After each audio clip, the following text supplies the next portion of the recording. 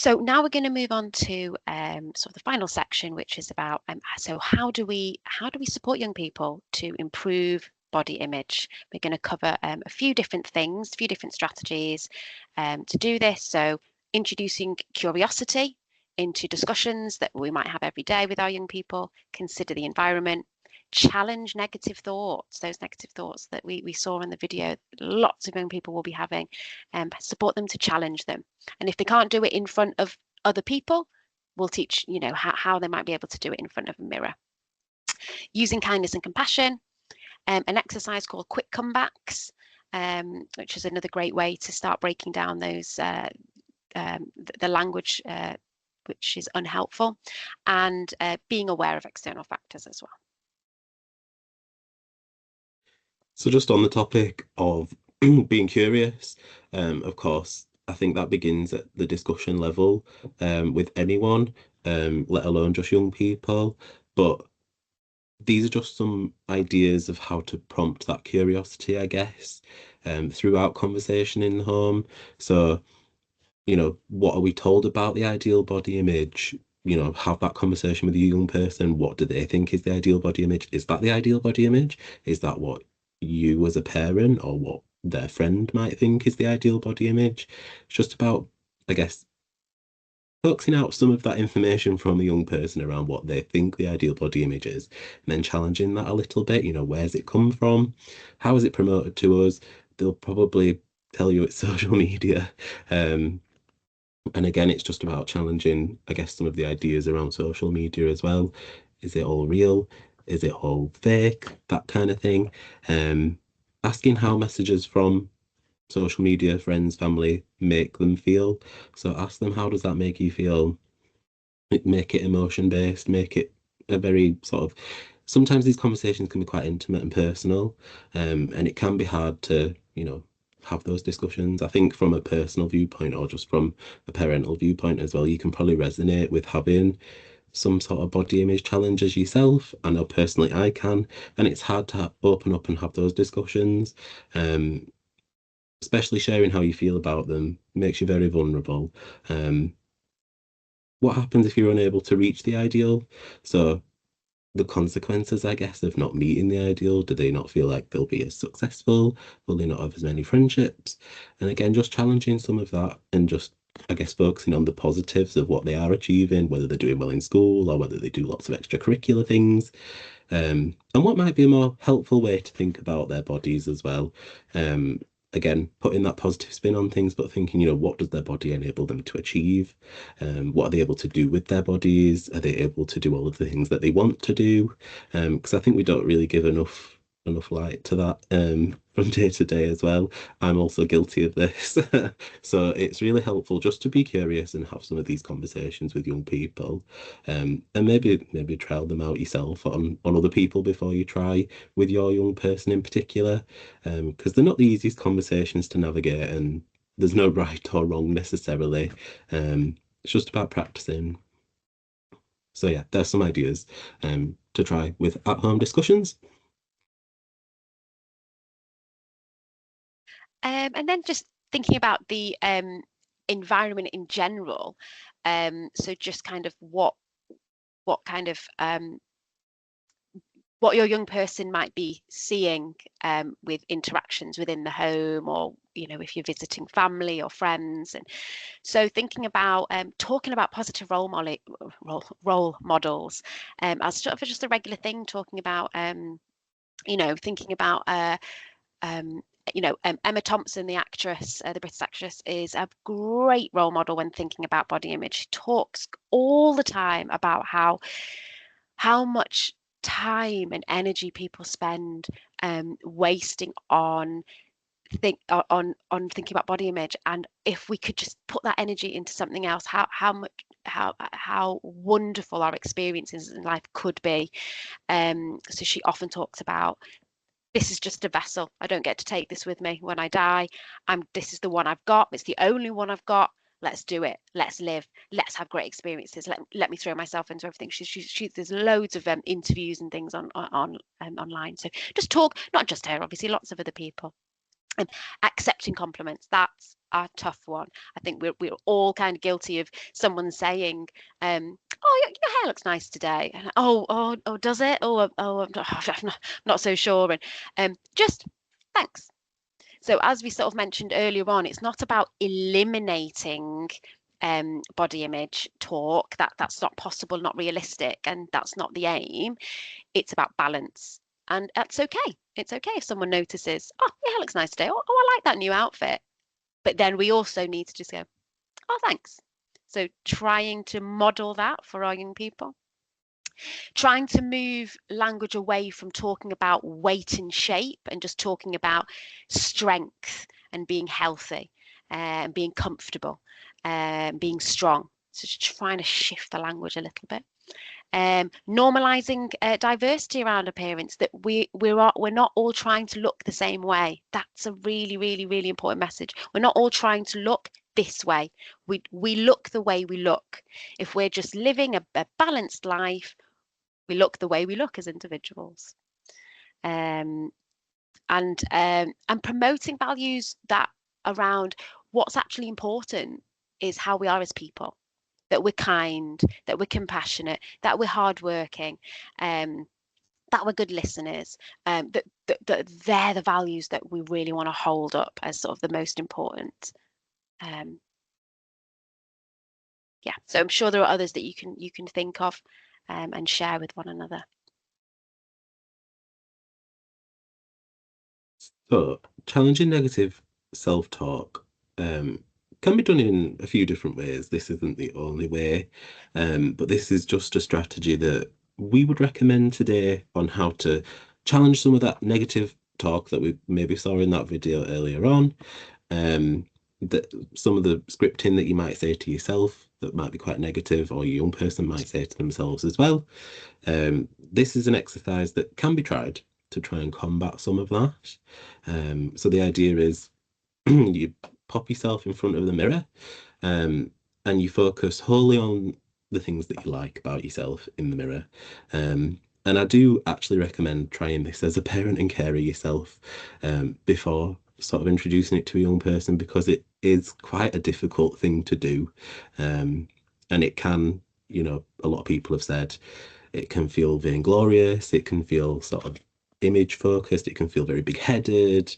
They don't like talking about themselves like that. And, while those are perhaps valid points to make, the amount of times that you might say negative things about yourself will absolutely counteract anything that you might say in this mirror. So it's absolutely a difficult task to do. But the idea is you focus on yourself, you look at physical aspects that you like, you look at what those physical aspects enable you to do.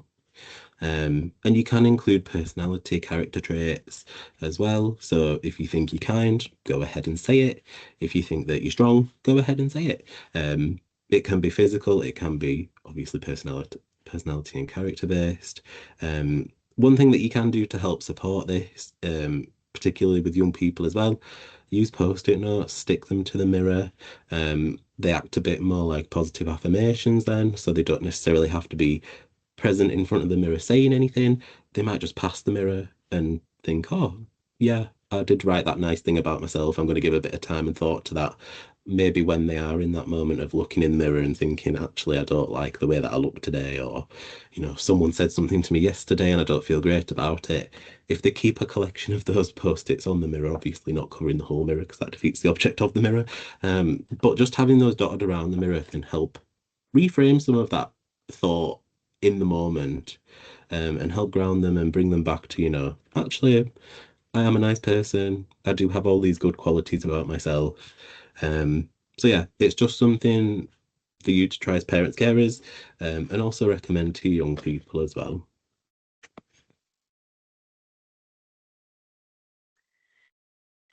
And then another exercise that you can suggest with your young person is around showing kindness and compassion to ourselves. And that's quite hard. We're often really critical of ourselves. So if we can put this in the third person, so we might ask our young person, "Oh, well, what might you do, or what might you say to cheer up your friend, or what would something what might you do or say to kind of make your friend feel special, or make them feel beautiful, or make them feel loved, or make them feel happy? And then once they've kind of done that, this can be done like just as a chat, as a conversation. It could be written down, um, and then trying to turn those whatever they've been able to come up with, turning it on themselves and say, "Well, could you do that for yourself? Could you make yourself feel special by saying that to yourself? Could you make yourself feel beautiful by saying that or doing that for yourself?" Um, so again, tricky, but all of these are tricky to start with. They don't feel normal at first, and that's what we need to change. We need to make these things feel more normal.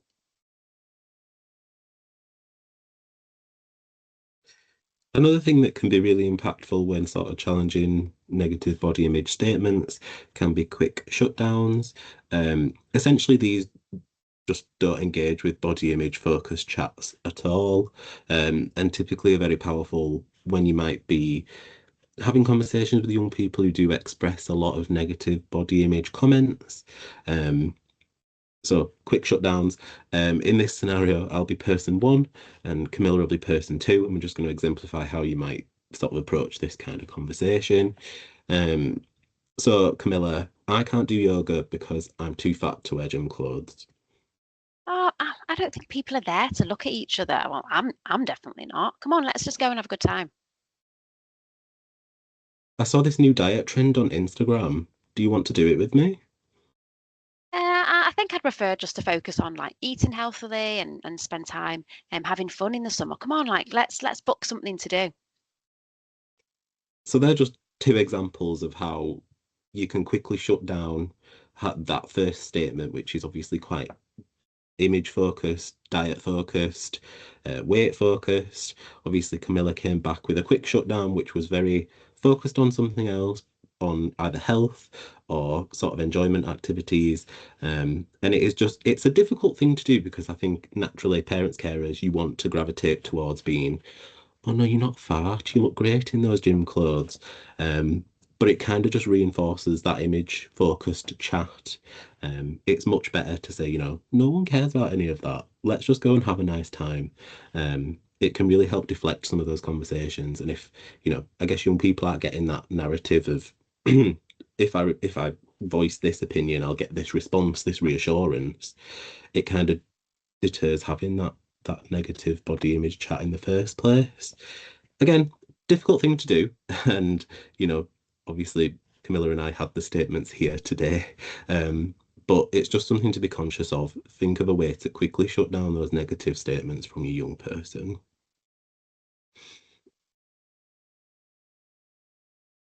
Um, Another thing you might want to kind of look at doing with your young person and for yourselves is sort of cleaning up social media feeds, and spending less time on social media anyway. So you might kind of realize that what you're seeing on social media isn't always real, especially with all kind of the filters that we have and how image can just be changed so much. To kind of limit time on social media, block and report and mute any kind of bullying behavior. Use social media for what it was kind of initially intended, I suppose, which is making positive connections and maintaining positive connections, and just really trying to be aware of and always being curious of how much of this is real, how is this making us feel, and just trying to minimize and recognizing, well, if it isn't making me feel great and it's questioning how I look, and therefore then I just don't want to be on here, and I'm going to start kind of unfollowing things. So you can kind of promote that message to your young person. So this video is from the Dove Evolution campaign. We are not going to show it today as we can't embed it into the slides, but the link is just below the video if you would like to go and watch it in your own time. It is a very good video which sort of questions the social media platforms on, I guess, what they're presenting, especially if they're advertising something. I'm thinking shampoos specifically, they always have such wonderfully shiny and bouncy hair. is that reality? Is that what people's hair looks like from day to day? I won't give you an answer on that. Maybe your hair does look lovely and bouncy and shiny. But it's just that idea that a lot of social media is sometimes smoke and mirrors, especially if they're promoting, beauty products, makeup, hair, that kind of stuff. It's very airbrushed, very filtered. And this video is just touching on that.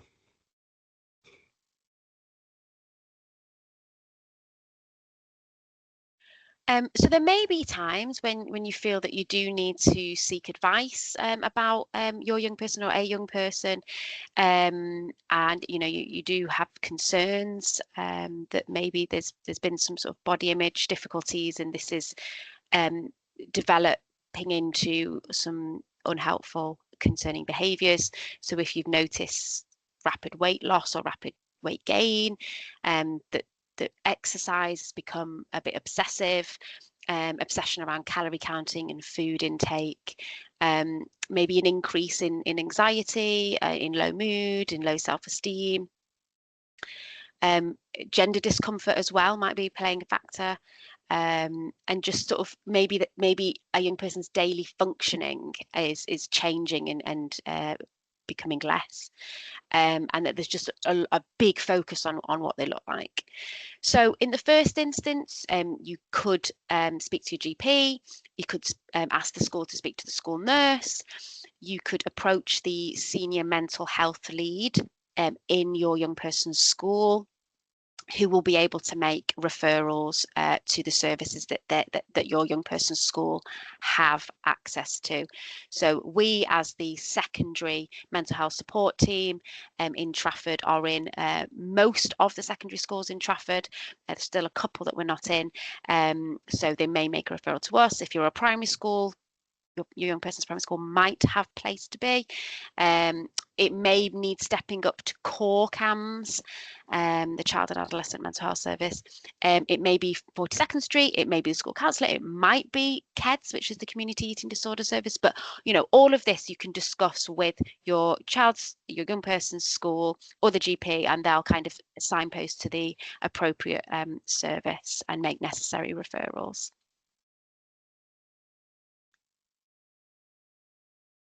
We just wanted to quickly mention, obviously, as part of a mental health support team based in quite a lot of the secondary schools in Trafford, we wanted to mention that we are offering some limited body project interventions across schools.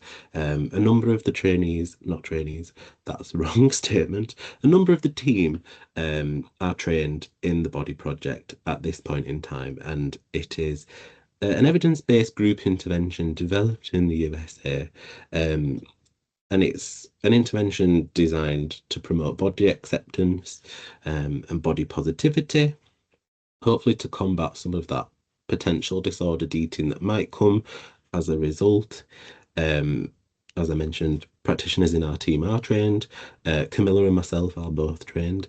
And it is very much just a case of, if you think that your young person would benefit from having some promotion of body acceptance and body positivity, again, inquire with the senior mental health lead at school, or just ask a member of staff at school if that's something that could be an option. We are currently floating the idea that we are body project trained with schools as well, so they might be potentially considering young people within our provisions. I really like the body project. I think it's a really nice intervention, and the group can be run for girls, women, boys, men, and LGBTQIA plus as well. And within those groups, obviously, there's different body image ideals. So they each present different and unique encounters, I'm going to say. But yeah, we're hoping it's going to be a universal offer soon. But obviously, as we're training members up on the team, it's not something we can offer sort of in every provision. But we are doing our best. But yeah, just in case you think that your young person might be suitable for a group as such, yeah, just inquire at the school and we'll make it happen maybe. So what have we covered? We've talked about what body image is. We've talked about what negative body image might look like and the impacts of this, the difficulties that negative body image can lead to. We've then covered some strategies to support in promoting more positive body image. We've talked about kind of where you can go if you do have concerns, and we will just also add, if you do want a bit more advice, just to ask some questions, have a bit of thinking space with someone from our team, you can use our skill email. This is for non-urgent queries. So this is the skill email here, which stands for Schools and Colleges Information Line, but it's also for parents and carers to use as well. And you email that, send an email to say, I'd like to speak to someone, I have some concerns, I just want a bit of a chat about body image, and one of our team would get back to you within 3 to 5 working days and offer a telephone consultation. Again, this is for non-urgent queries. You do not have to be, your young person does not have to be attending one of the schools that we're in order to get some telephone advice. You can still access this.